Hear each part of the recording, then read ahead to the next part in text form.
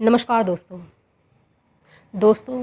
Donald Trump की administration China को America की सुप्रीमेसी के लिए एक बहुत बड़ा खतरा मानती थी, जिसकी वजह से वो एशियन कंट्रीज़ को काफ़ी फोर्स करती थी कि चाइना को अपोज़ करें। पर जो बाइडेन के ऑफिस संभालने के बाद से अमेरिका की पॉलिसी क्या होनी चाहिए एशियन कंट्रीज़ की तरफ, इसके बारे में आज हम बात करेंगे। चाइना के साउथ चाइना सी और इंडियन हिमालयन रीजन में इंटरफेरेंस के चलते ताइवान के साथ उसकी आक्रामक रवैये और साथ ही साथ उसकी कंट्री में जो रीजन है जिनजियांग और हांगकांग, उसमें रिप्रेशन के चलते काफ़ी कंट्रीज़ उनसे पहले से ही नाराज़ हैं। लेकिन जो बाइडेन के ऑफिस संभालने के बाद क्या ये कंट्रीज़ चाइना को पूरी तरह से अपोज करेंगे? ऐसा नहीं कहा जा सकता है। शायद जो बाइडेन भी अमेरिका की गिरती साख को रिस्टोर करना ज़्यादा पसंद करेंगे, ना कि एशियन कंट्रीज़ को फोर्स करना कि वो चाइना का अपोज़ करें।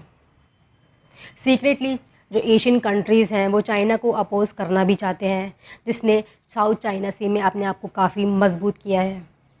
पर ट्रम्प के टाइम पे वो काफ़ी इग्नोर्ड और एक्सप्लॉइटेड महसूस कर रहे थे।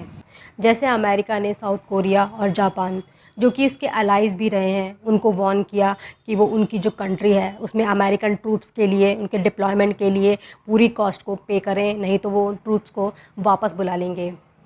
ताइवान में लोग ये मानते हैं कि उनकी कंट्री में ट्रम्प का सिर्फ एक ही इंटरेस्ट था कि वो चाइना को परेशान कर सके। डोनाल्ड ट्रंप के secretary of state Mike Pompeo ने इन देशों को तब याद किया जब उन्हें चाइना को अपोज करने की डिमांड करनी थी। वहीं साउथ ईस्ट एशियन कंट्रीज़ काफ़ी लंबे समय से चाइना की पावर होते हुए भी अपनी ऑटोनॉमी को बनाए हुए थे। वो ओपनली किसी की साइड नहीं ले सकते हैं, जैसा कि ट्रंप की एडमिनिस्ट्रेशन चाहती थी। वहीं अमेरिका की बात करें तो उसका इंटरेस्ट हमेशा फ्री मार्केट प्रिंसिपल पे रहा है, जिससे इस रीजन को काफ़ी फ़ायदा भी हुआ है। पर ऑफिस संभालने के चौथे दिन ही ट्रंप ने अमेरिका को ट्रांस पैसिफिक पार्टनरशिप, जो कि 12 कंट्रीज़ का फ्री ट्रेड डील था, उससे अलग कर लिया। फिर चाइना ने नवंबर में 14 जो दूसरे कंट्रीज़ थे एशियन कंट्रीज़, उनके साथ मिलकर के एक पार्टनरशिप की, एक ट्रेड डील की, रीजनल कॉम्प्रिहेंसिव इकोनॉमिक पार्टनरशिप, जिससे रीजन में उसकी साख और भी ज़्यादा बढ़ गई। अगर जो बाइडेन मिस्टर ट्रंप की गलतियों को सुधारना चाहते हैं तो वो कंट्रीज़ में एम्बेसडर के तौर पे एक्सपर्ट्स भेजें।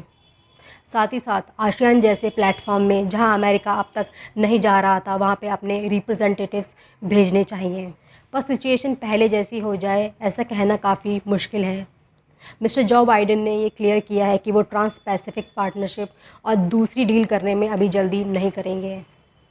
उनका जो मेन प्रेफरेंस रहेगा वो फॉरेन पॉलिसी में रहेगा, जिसमें ह्यूमन राइट की बात होती हो।